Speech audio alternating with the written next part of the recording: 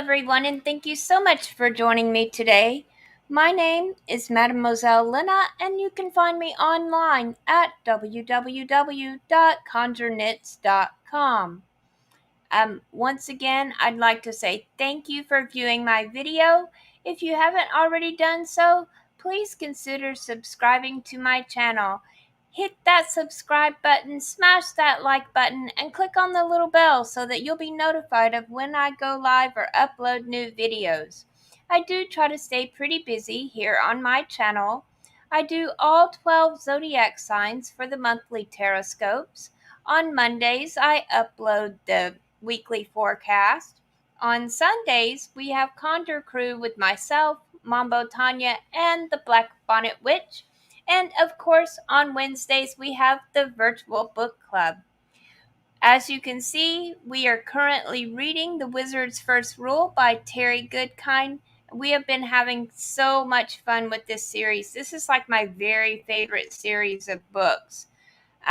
If you've missed out on previous episodes, you can always go to my YouTube channel and look under the playlist that says Virtual Book Club, and I have them numbered in chronological order so you can start with wherever you missed out on.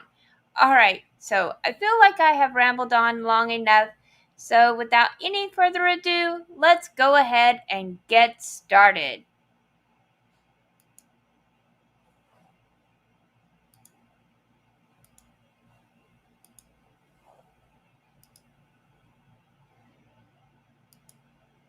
Chapter 27.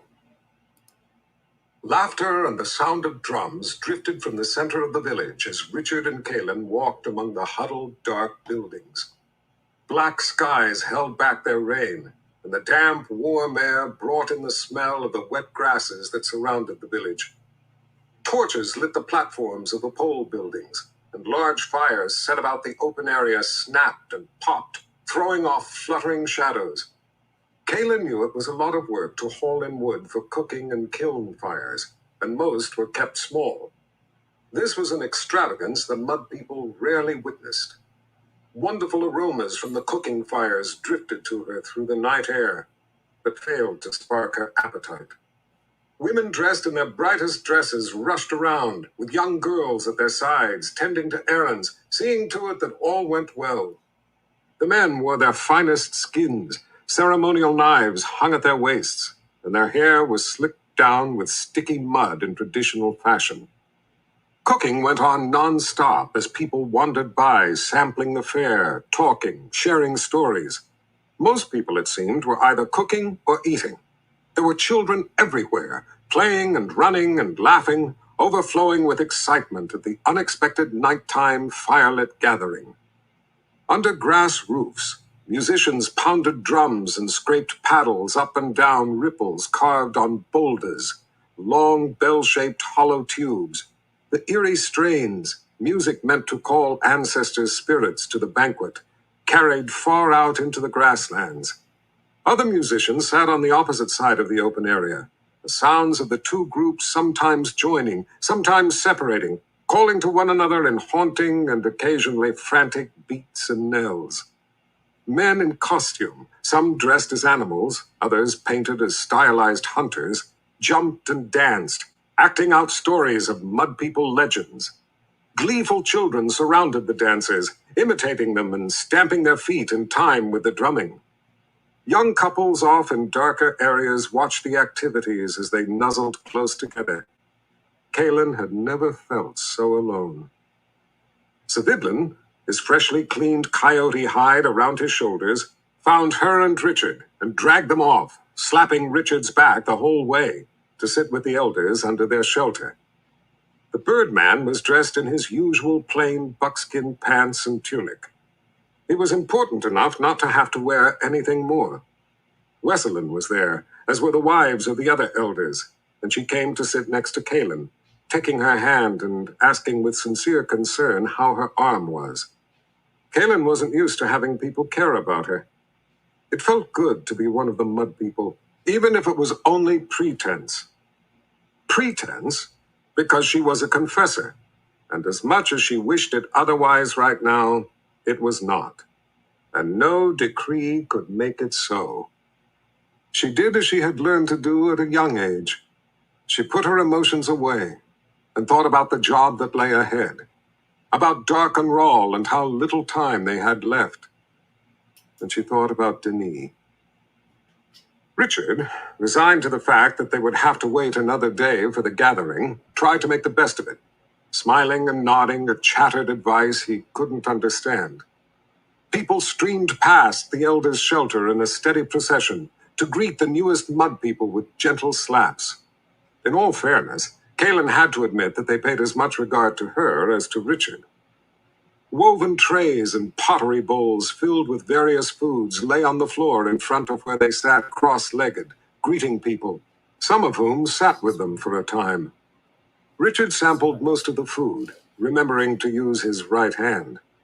Kaelin nibbled on a piece of tava bread so as not to appear impolite. "This is good," Richard said, taking another rib. "I think it's pork." "It is wild boar," she said, watching the dancers. "And the venison, it's good too. Here, have a piece." He tried to hand her a strip. "No, thank you." "You all right?" "Fine, I'm just not hungry." "You haven't eaten any meat since we've been with the mud people." "I'm just not hungry, that's all." He shrugged and ate the venison. After a time, the crowd of people greeting them thinned out, finally going off to other activities. From the corner of her eye, she saw the birdman raise his hand in a signal to someone in the distance. Kaelin put a brake to her feelings and made her face betray nothing of the effort, as her mother had taught her. A confessor's face. 4 young women, all with shy smiles and short hair slicked down with mud, timidly approached. Richard greeted them with smiles and nods and gentle slaps, as he had the other people. They stood, pushing against each other, giggling, whispering how fine he was to look upon. Kaelin glanced back at the birdman. He gave her a single nod. "Why aren't they leaving?" Richard asked out of the side of his mouth. "What do they want?" "They are for you," she said in an even voice.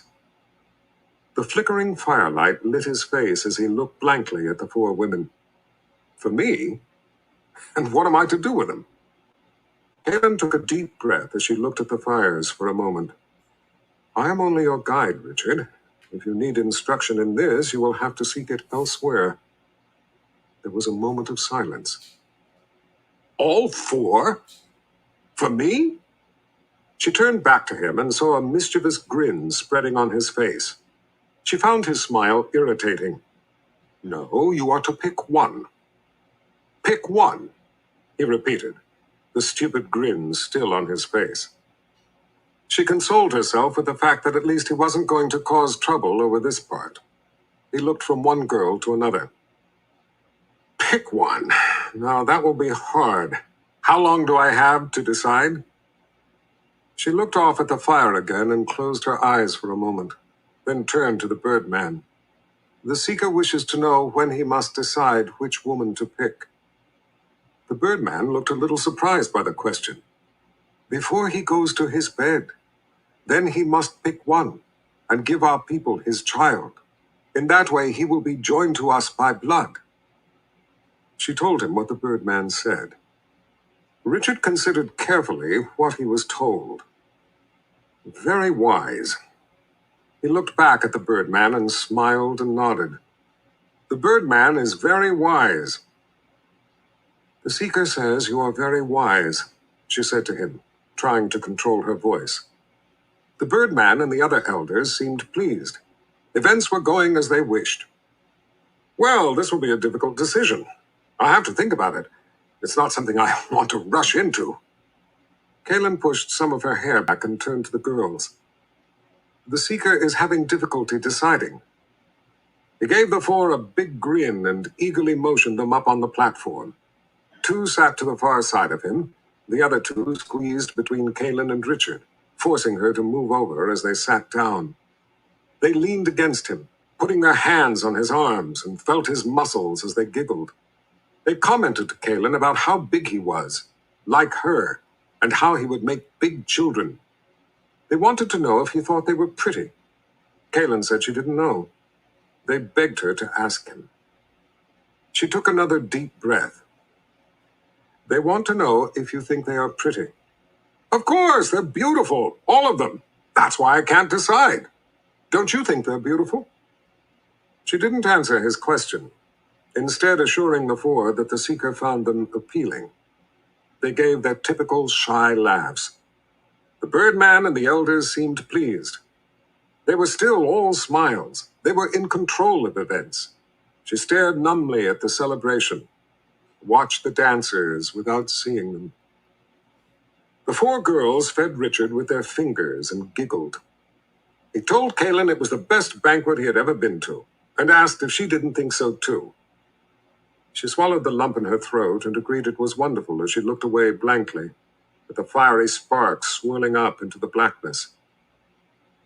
After what seemed like hours, an older woman with her head bowed approached, carrying a large, round, woven tray in front of her. It was neatly arranged with dark strips of dried meat. Kaelin snapped out of her distant thoughts. With her head still bowed, the woman respectfully approached the elders, silently offering each the tray. The Birdman took some first, pulling off a piece with his teeth, as each of the other elders took a strip. A few of the wives took some as well. Wesselin, sitting beside her husband, declined. The woman held the tray in front of Kaelin. She politely declined. The woman held the tray out to Richard. He took a strip. The four young women shook their bowed heads, declining, then watched Richard. Kaelin waited until he took a bite, met the Birdman's eyes briefly, then turned once more to watch the fires. You know, I'm having a hard time deciding which one of these fine young women to pick, Richard said after he swallowed the first bite. Do you think you could help me, Kaelin? Which one should I choose? What do you think? Struggling to slow her breathing, she looked over at his grinning face. You're right, it is a difficult choice. I think I would rather leave it to you. He ate some more meat as she clenched her teeth and swallowed hard. This is kind of strange. I've never had anything like it before. He paused. His voice changed. What is it? The question had an edge to it that frightened her, almost made her jump. He had a threatening, hard look in his eyes. She hadn't intended to tell him, but the way he looked at her made her forget that pledge. She asked the Birdman, then turned back to him. He says it is a firefighter. A firefighter? Richard leaned forward. What kind of animal is a firefighter? Kaelin looked into his piercing gray eyes. In a soft voice, she answered, one of Darkenral's men. I see. He leaned back. He knew. She realized he had known before he asked her the question. He wanted to see if she would lie to him. Who are these firefighters? She asked the elders how they had come to know about the firefighters. Savidlin was only too eager to tell the story. When he finished, she turned back to Richard. Firefighters are enforcers who travel the country to bring Ral's decree that people are not allowed to use fire. They can be quite brutal in their task. Savidlin says 2 of them came here a few weeks back, told them fire was outlawed, and then threatened them when the Mud People wouldn't agree to follow the new law.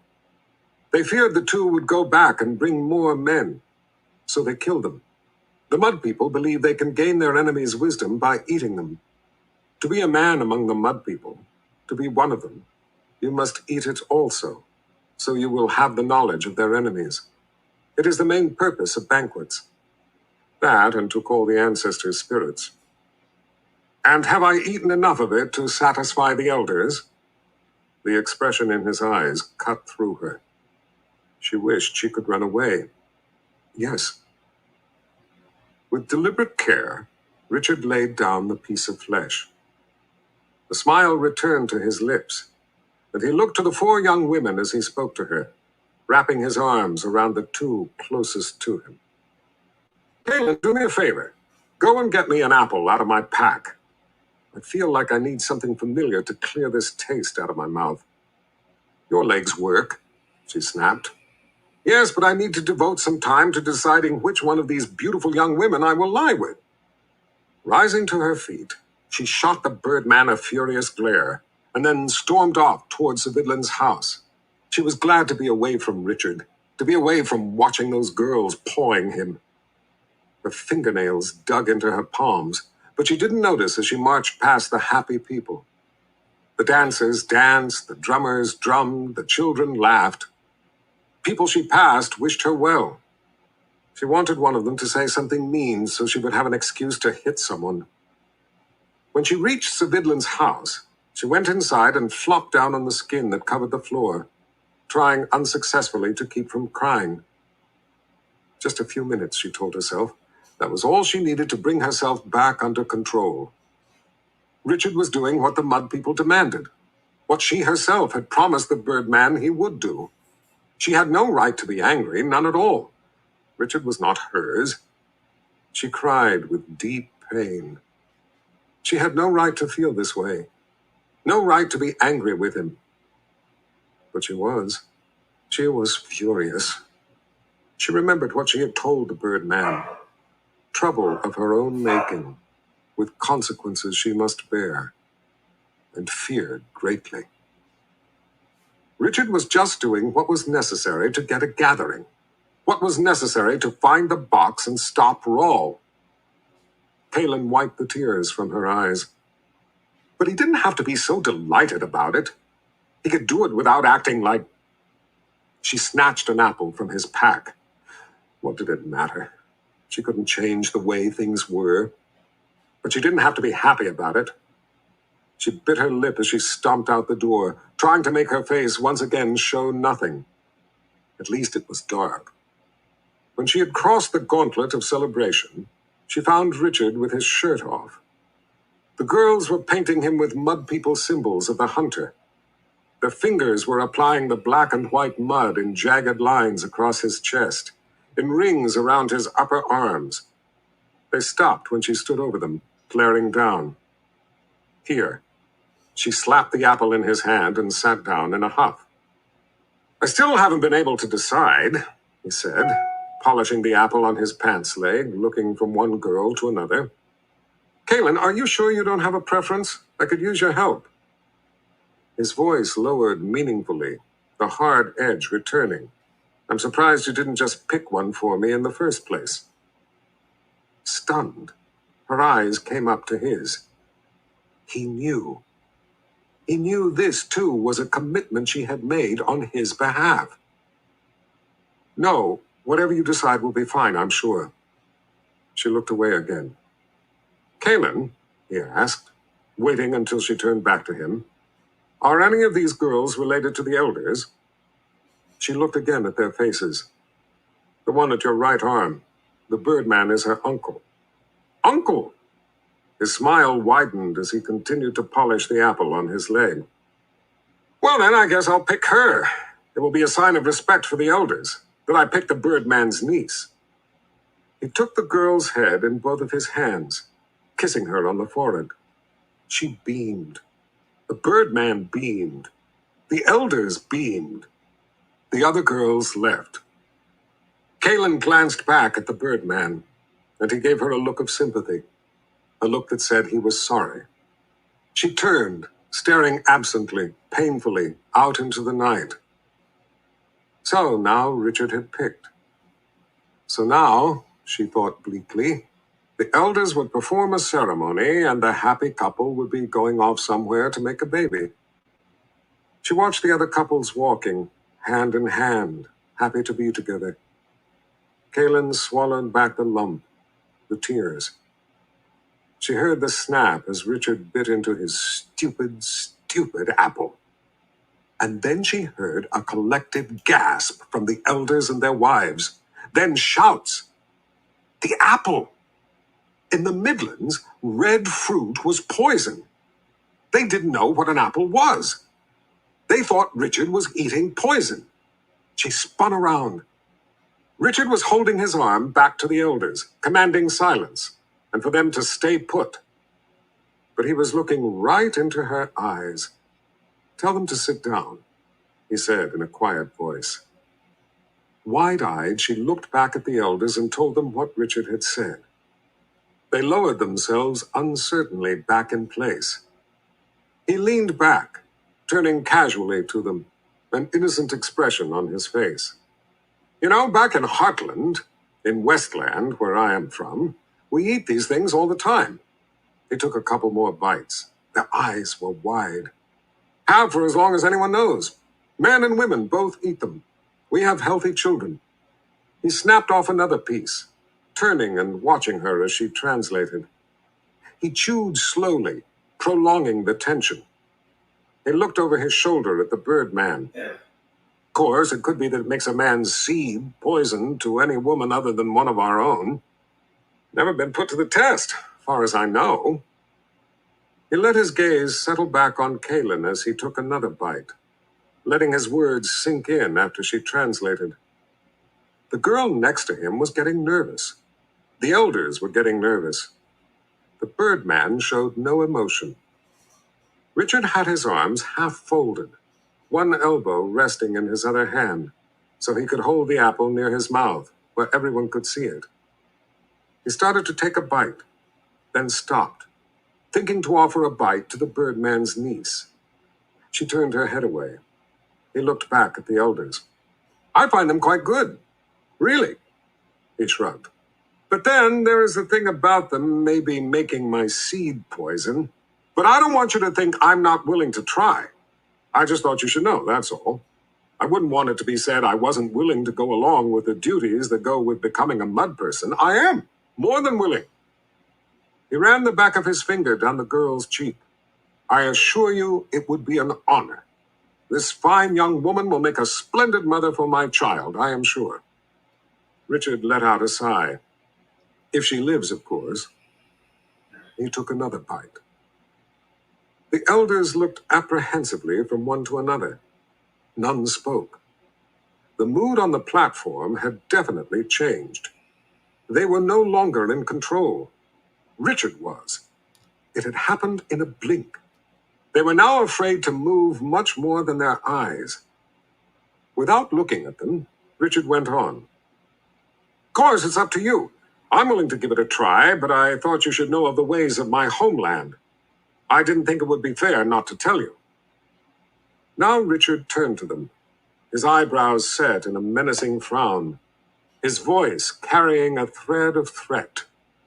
So if the elders, in their wisdom, wish to ask me not to perform this duty, I will understand, and with regret, comply with their wishes. He held them in his hard gaze. Savidlin grinned. The other five were of no mind to challenge Richard, and turned to the birdman, beseeching direction. He sat still, a bead of sweat rolling down the leathery skin of his neck, silver hair limp on the buckskin shoulders of his tunic, holding Richard's eyes for a short time. His mouth turned up in a small smile that showed in his eyes, too, and he nodded slightly to himself. Richard with the temper! His voice was even and strong, for not only the elders, but also the crowd that had gathered around the platform were listening. Since you are from a different land, and your seed could be poisonous to this young woman. He lifted one eyebrow, leaning the slightest bit forward. My niece. He looked to her, then back to Richard. We beg that you not hold us to this tradition, that you not take her as your wife. I am sorry to have to ask this of you. I know you were looking forward to giving us your child. Richard nodded seriously. Yes, I was. But I will just have to live with my failing and try to make the mud people, my people, proud of me in other ways. He was closing the deal with a condition of his own. They were not going to be allowed to back out now. He was a mud person, and this would not change it. There was a collective sigh of relief from the other elders. They all nodded, only too happy to have the matter settled to his liking. The young woman smiled with relief at her uncle and left. Richard turned to Kaylin.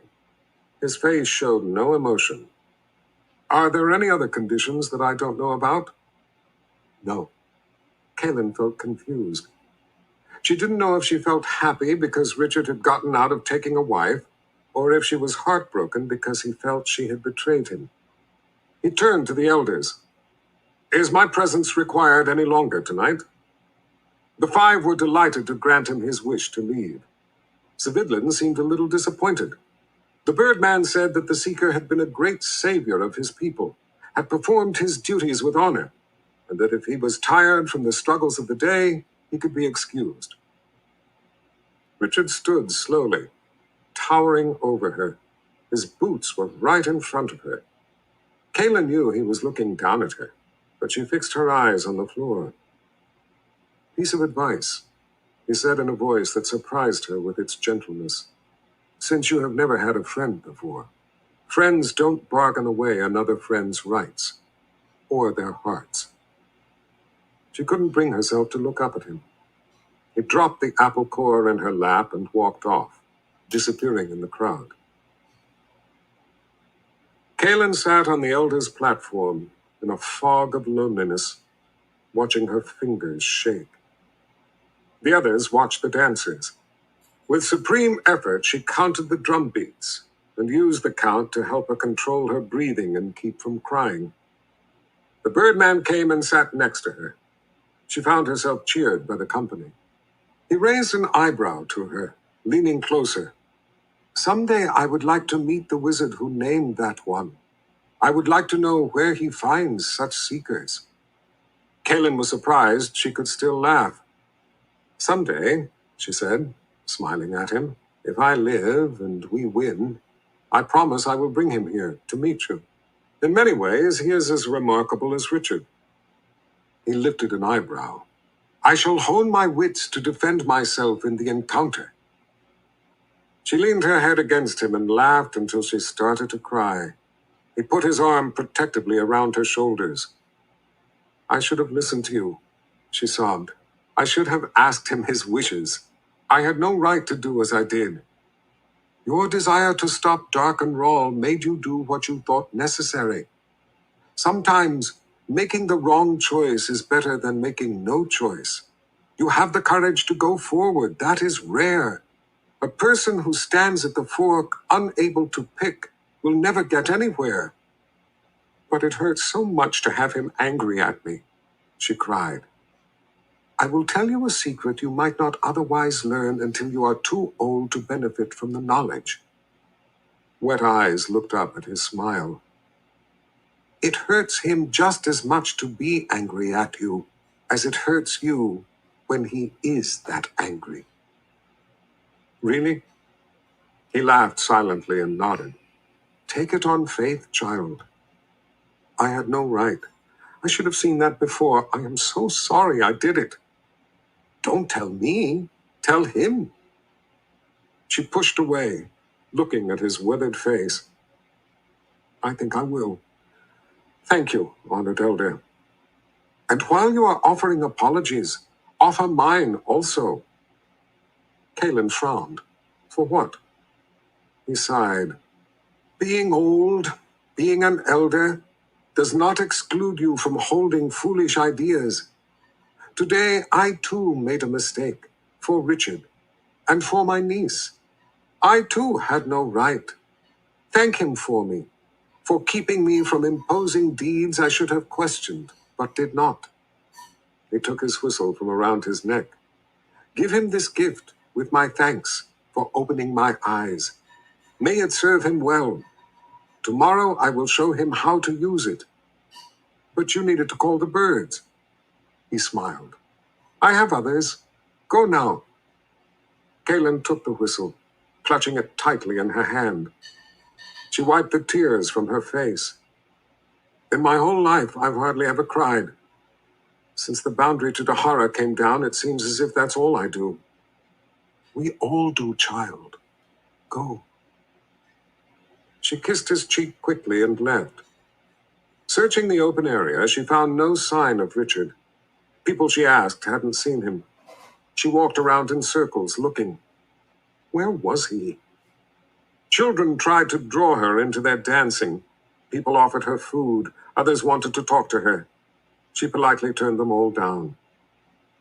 At last she went off to Sir Vidlin's home, deciding that that was where he would be. But the house was empty. She sat down on the floor skin, thinking, would he leave without her? Her heart panicked. Her eyes searched around the floor. No, his pack was still there, where she had left it when she had gotten him the apple. Besides, he wouldn't leave before the gathering. Then it came to her. She knew where he was. She smiled to herself, took an apple out of his pack, and headed through the dark walkways between the buildings of the Mud People's village, headed for the spirit house. Light flared suddenly in the darkness, lighting the walls around her. At first, she didn't realize what it was. Then, looking out between the buildings, she saw lightning. Lightning at the horizon in every direction, all around, lacing its angry fingers into the sky, into the dark clouds, lighting them from inside with boiling colors. There was no thunder. And then it was gone, leaving darkness once more. Was there no end to this weather? She wondered. Would she ever again see stars or the sun? Wizards and their clouds, she thought, shaking her head.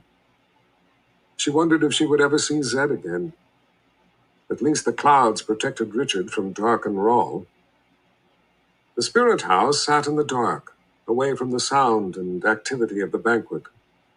Cautiously, Kaelin pulled back the door. Richard sat on the floor in front of the fire. His sword, in its scabbard, lay at his side. He didn't turn at the sound. Your guide wishes to speak with you, she said meekly. The door squeaked closed behind her as she kneeled down, sitting back on her heels next to him, her heart pounding. And what does my guide wish to tell me? He smiled, she thought, in spite of himself. That she made a mistake, she said softly, picking at a string on her pants. And that she is sorry, very, very sorry. Not just for what she did, but mostly for not trusting you. The insides of his elbows were hooked around his knees, one hand holding the other. He turned to face her, the warm red glow of firelight reflecting in his gentle eyes. I had a whole speech rehearsed in my mind, but now I can't remember a word of it. You have that effect on me. He smiled again. Apology accepted. Relief swept through her. She felt as if her heart were mending. From under her eyebrows, she looked up at him. Was it a good speech? His grin widened. It seemed so at the time, but now I don't think so. You were pretty good at speeches. You nearly scared the wits out of the elders, including the Birdman. Reaching out, she placed the whistle over his head, around his neck. Unclasping his hands, he touched it with his fingers. What's this for? It's a gift from the Birdman, with his apology for what he tried to make you do. He said he too had no right, and wishes to thank you with this gift for opening his heart's eyes. Tomorrow he will teach you to use it. Kaelin turned to sit with her back to the fire, facing him, close against him. It was a warm night, and with the heat of the fire, Richard glistened with sweat. The symbols painted across his chest and around his upper arms gave him a wild, savage appearance. You have a way of opening people's eyes, she said in a coy voice. I think you must have used magic. Maybe I did. Zed says that sometimes a trick is the best magic. The sound of his voice resonated with something deep inside her, made her feel weak. And Addie said, you have the magic of the tongue, she whispered. The look in his gray eyes penetrated her, impaling her with its power, making her breathing quicken. Haunting sounds of the boulders carried in from the distance, mingling with the sound of the fire, of his breathing. She had never felt this safe, this relaxed, and this tense, all at the same time. It was confusing. Her gaze wandered from his eyes, feasting on other places on his face. The shape of his nose, the angle of his cheeks, the line of his chin. Her eyes stopped on his lips. Suddenly she was aware of how hot it was in the spirit house. She felt lightheaded. Probing his gaze again, she withdrew the apple from her pocket and took a slow, juicy bite, dragging her teeth across the meat. The iron look in his eyes never wavered. Fluidly, impulsively, she put the apple to his mouth and held it there as he took a big, wet bite. If only it were possible for him to put his lips on her like that, she thought. And why not? Was she to die in this quest without being allowed to be a woman? Must she be only a warrior? Fight for everyone's happiness but her own? Seekers in the best of times died all too quickly, and these were not the best of times. These were the end of times. She ached at the thought of him dying. She pushed the apple harder against his teeth as she watched his eyes. Even if she took him, she reasoned, he could still fight on at her side, maybe with even more resolve than he had now. It would be for different reasons, but he would be just as deadly, maybe more so. He would be different, though, not the same person he was now. That person would be gone forever, but at least he would be hers. She wanted him so desperately, in a way she had never wanted anything before, a way that was painful. Were they both to die without being allowed to live? She felt a tingling weakness with the need of him. Teasingly, she took the apple from his mouth. Juice ran down his chin. Slowly, deliberately, she leaned over and licked the sweet juice from his chin. He didn't move. Their faces were inches apart. She shared his breath, quick and warm. So close was she that her eyes could scarcely focus on his. She had to swallow the wetness in her mouth. Reason was rapidly evaporating from her mind, being replaced with feelings that tantalized her with promise, gripped her with hot need.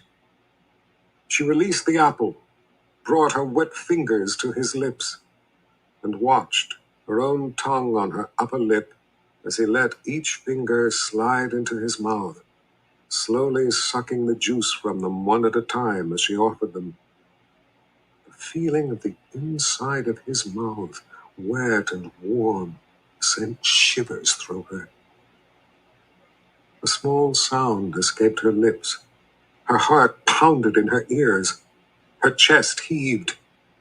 She ran her wet fingers down his chin, his neck, to his chest, lightly gliding them over the symbols painted on him, tracing them with her fingers, feeling the hills and valleys of him. Coming to her knees above him, she circled a fingertip around the hardness of one of his nipples, firmly caressed his chest as she let her eyes slide closed for a moment while gritting her teeth. Gently but forcefully, she pushed him down on his back. He went easily, without protest.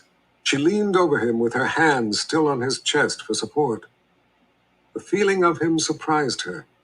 The rigid hardness of his muscles, sheathed with yielding, velvety, soft skin, the wetness of his sweat, the coarseness of his hairs, the heat. His chest rose and fell with his heavy breathing, with the life in him. Leaving one knee next to his hip, she put the other between his legs as she looked down into his eyes, the thick hair cascading down around his face, as she continued to support herself with a hand on his chest, not wanting to move it, to lose the connection with his moist flesh, the connection that was igniting her with its heat. Between her knees, the muscles of his thigh flexed, sending her pulse racing even faster. She had to open her mouth to get her breath. She lost herself in his eyes, eyes that felt as if they were probing her soul, stripping it bare. They sent fire raging through her. With her other hand, she smoothly unbuttoned her shirt and pulled out the tails. She put her hand behind his strong neck, still holding herself up, away from him, with the other on his chest. Her fingers slid into his damp hair, tightened into a fist, held his head to the ground.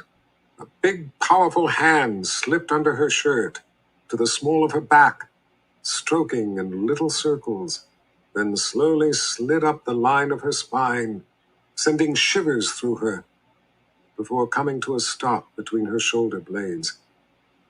Her eyes half closed as she flexed her back against his hand, wanting him to draw her against him. Her breathing was so fast she was almost panting.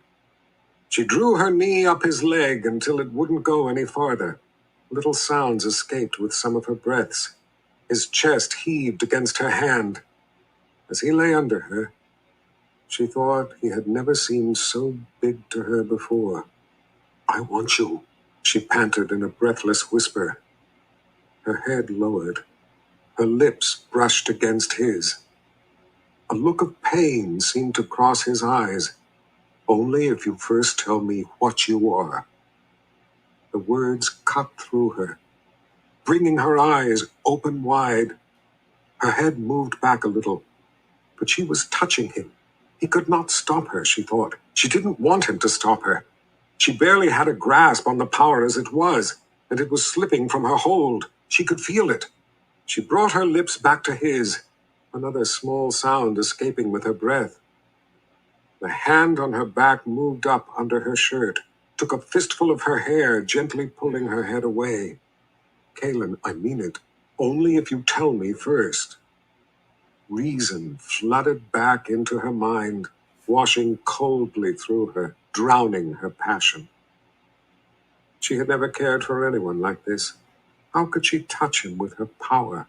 How could she do this to him? She pushed back. What was she doing? What was she thinking? She sat back on her heels, taking her hand from his chest, putting it over her mouth.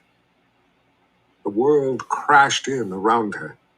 How could she tell him? He would hate her. She would lose him. Her head spun sickeningly. Richard sat up, put his hand gently on her shoulder. "Caleb," he said softly, drawing her panicked eyes to his. "You don't have to tell me if you don't want to. Only if you want to do this." Her eyebrows wrinkled together as she tried to keep from crying. "Please." She could hardly get the words out. "Just hold me."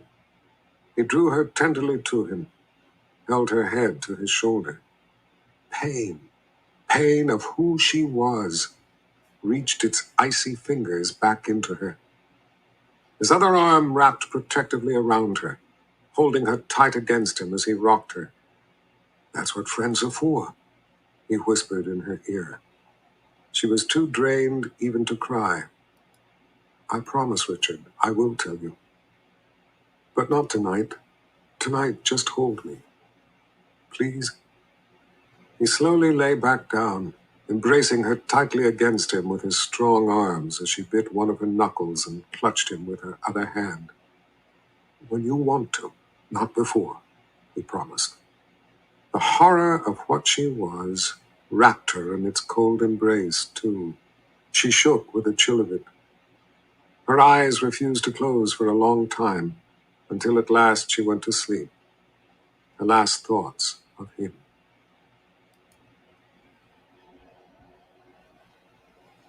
Okay. Wow. So that got pretty intense pretty fast. This is the last page in the chapter. Yes. So I'm going to go ahead and bookmark chapter 28, and we will pick up there next Wednesday. Go ahead and leave some comments in the comment section below and let me know what you think so far. And like I was saying at the beginning, if you've missed out on any of the chapters of this book, you can always go to my YouTube channel to the playlist entitled Virtual Book Club and just look for Wizard's First Rule, and then it has numbers beside it so you can go in chronological order. All right, guys. Well, thank you again so much for joining me. Check out the links down in the description box below. I have a Patreon page, a Facebook page, all that good stuff. So, but more than anything, I look forward to getting back here next Wednesday so we can continue with this book. It is so amazing. All right, guys. Love you bunches. Shalom.